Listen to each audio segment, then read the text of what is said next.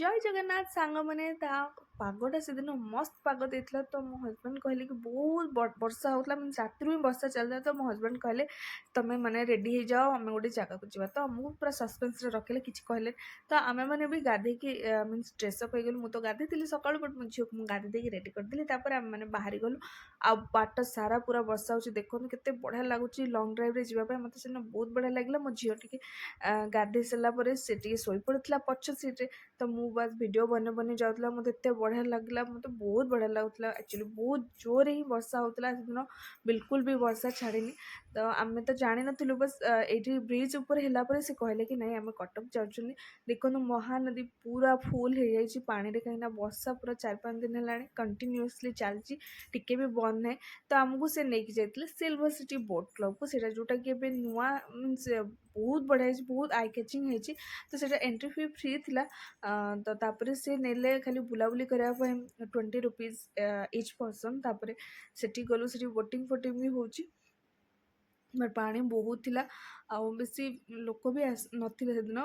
Restaurant भी अच्छी restaurant ऊपर बार भी अच्छी बट आम छुआ को लेकिन जाइए तो आमको अलाउ कलेनि तो आम जो साइड व्यू सब थिला सेगुड़ा सब एंजॉय कलु देखो बहुत बढ़िया बढ़िया जगह अच्छी फोटो शूट करने वीडियो बनापे बट से दिन तो एत वर्षा होता चारिआडे पानी फाणी हो जाता आउ लाइट फाइट भी बढ़िया लगी रात भी आहरी बहुत बढ़िया देखा तापर आम सब फोटो फोटो टिके उठेलु आ वीडियो वीडियो बनैलु तापर से गोटे ग्लास स्टेज जो से 20% आट ए टाइम आलाउ कर मत तो से जावाई फोटो उठाई मुझे गली बट मत बहुत डर लगुता है मैंने एमती बुलाबुली कलापर मो झील से चिल्ड्रेन्स पार्क अच्छी तो दोली होली अच्छी स्लाइडिंग अच्छी मो झील से देखी मामा दोली बट आम बेस समय भी अल्प समय खेलु आ बेस समय खेल पार्लुन कहीं पानी फाणी कादुଅ बहुत जोर हो खचड़ा भी होती छोट छुआ सी पड़ो ता साथ आम मैंने भी पड़ीजु तो से बुलाबुली कर सारापर आम गलु थिला से कैफेटेरिया तो आम गलु टे कौन खायापी भोक करुला तो से आम सैंडविच मगेलु देखो केमी स्माइली फेस बनई से देइछंदी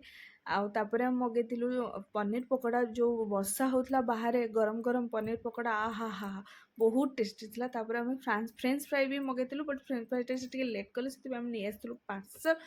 तो वर्षा छाड़ी तो आम मैंने बाहर के आम कहलु नहीं चलो पलैबा तो से बहुत सारा मीन बहुत बढ़िया लगे बहुत सारा गच फच लगे मत तो इच्छा होता 3-4टा गच ही से नहीं पलि आसबी बट आणिलीनी तापर आम मैंने बाहर को पलि आसलु गाड़ी पाक पार्किंग रे आर पार्किंग भी बहुत बड़ा था बहुत गाड़ी रही पार आट ए टाइम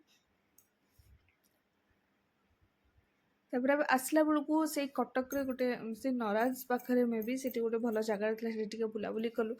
तापर आम मैंने घर को पलि आसलु घर को आसला पर्यंत भी वर्षा चलता प्लीज गाइज मो चैनल को सब्सक्राइब करदे देखा नेक्स्ट ब्लॉग रे bye bye good night take care.